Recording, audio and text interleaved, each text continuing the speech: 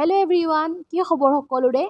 আৰু আজি ভিডিওটো আৰম্ভ কৰিছো একদম গাড়ীৰ ভিতৰৰ পৰা ধুনিয়াকে মেখলা চাদৰ পিন্ধি গৈ আছো আৰু ক'ত গৈ আছো গুটেখিনি গম পাব আৰু যেহেতু আমি অলপ দীঘলীয়া জাৰ্নি কৰিছো সেই কাৰণে আমি গাড়ীতে ধুনিয়াকে লাল চাহ খাই লৈছো আৰু খাই আমি এয়া পাই গলো আহি আমি 3 ঘণ্টা নে 4 ঘণ্টাৰ ৰাস্তা যেহেতু মেখলা চাদৰ পিন্ধিয়ে নেকি যাই পোৱা নাছিলো কতু 3 ঘণ্টাৰ ৰাস্তাত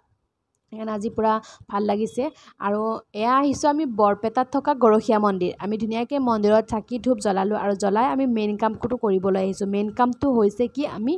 মানে ইয়াতে হেনো গামোচা যদি বান্ধো তেতিয়া হলে মনৰ আশা পূৰ্ণ হয় আৰু সেই কাৰণে আমিও আহিছো এখন গামোচা লৈ গামোচা বান্ধিবৰ কাৰণে যাতে ভগৱানে মনৰ আশা পূৰ্ণ কৰে আৰু ধুনিয়াকে বান্ধি সেৱা কৰি আমি মন্দিৰৰ চৌহদটো চালো কি ধুনিয়া পৰিবেশ মানে আৰু এটা ধুনিয়া পুখুৰী আছে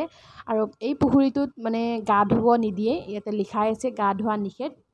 কাৰণ ইয়াতে মাছ আৰু কাছ আছে ধুনিয়াকে ইয়াতে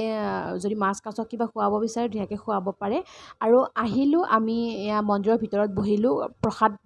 দিব মানে ইয়াতে প্ৰসাদ খাবৰ কাৰণে বহিলো আৰু মানুহ চাও কিমান মানুহ আমি কিমান পিছত আছো কিমান আগৰ পৰা আছে মানুহ আৰু তাৰ পিছত প্ৰসাদ খালো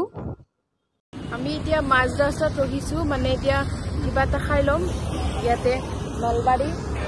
নলবাৰী কি ধাবা আছিল পৰিণীতা নে পনিতা পৰিণীতা দেখাই আছে দেই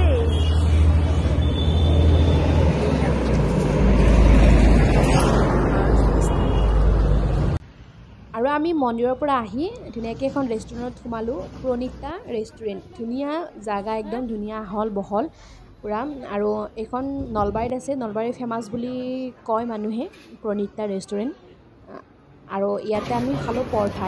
চাওচোন কি ডাঙৰ একদম পেট ভৰি গৈছে খাই আহিলো আমি আৰু এয়া লৈও আহিলো কিবা কিবি